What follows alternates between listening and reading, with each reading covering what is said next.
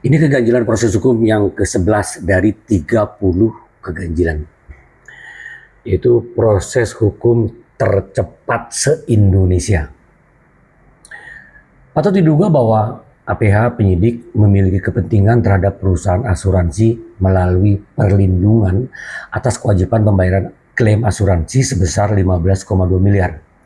Yang punya kewajiban adalah asuransi, penerbit jaminan uang muka, yaitu PT Asoka Mas Jakarta.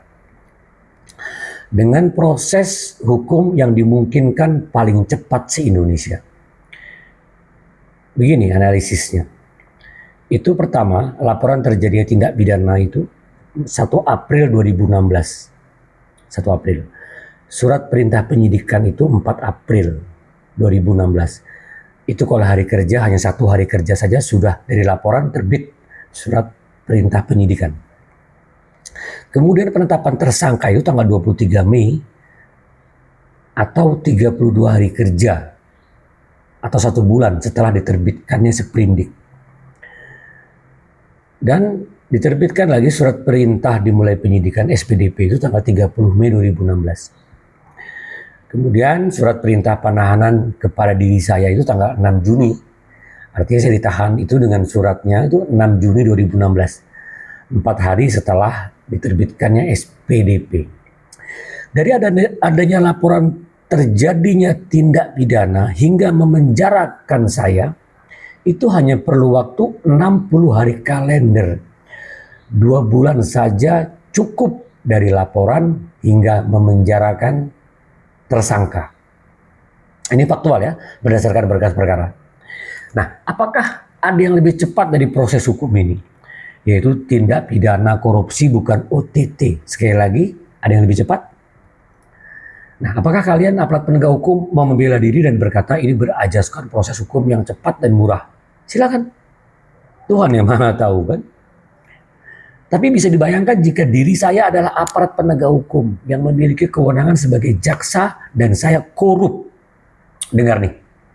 Saya tahu kewajiban pihak asuransi kepada negara itu berdasarkan total klaim itu 15,2 miliar. Maka saya sebagai aparat penegak hukum akan bernegosiasi untuk meminta bagian kepada asuransi dengan menjanjikan kewajiban asuransi pasti tidak akan bisa diklaim.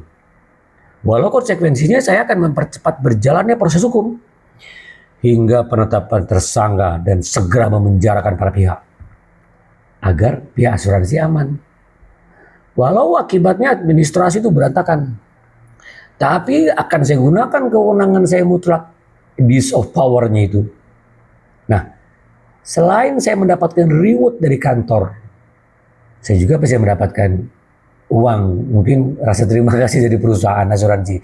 Itu kalau saya menjadi APH yang korup dan saya akan buat 2 bulan.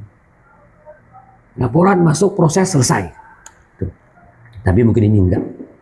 Jadi saya hanya bilang, tentunya kalian akan menyatakan bahwa ini proses hukum yang sesuai aturan, ya kan? Dan kalian bilang, enggak masalah ini 2 bulan, ini berarti kami hebat nih, kerja keras gitu. Ya nggak apa-apa. Wahai penyidik Kejati Kalbar dan hakim di bawah Mahkamah Agung, kalian memang punya kewenangan saat ini untuk mengatur hukum. Namun jika seandainya Anda terpaksa menerima uang, seandainya Anda terpaksa menerima uang demi meringankan atau membebaskan orang yang bersalah, itu urusan kalian. Tapi akan datang karma untuk keluarga Anda dan diri Anda jika dengan sengaja saya yang tidak bersalah, kalian paksa menjadi bersalah hingga tersangka akhirnya terpidana. Sesungguhnya kalianlah yang disebut oknum telah merusak nama baik citra penegakan hukum di negara ini. Jangan karena Anda, banyak kolega kalian yang sudah berjuang menegakkan keadilan, bekerja baik menegakkan hukum, akan hancur semua itu karena Anda. Masih ada puluhan keganjilan lagi akan saya sampaikan, ini baru 1.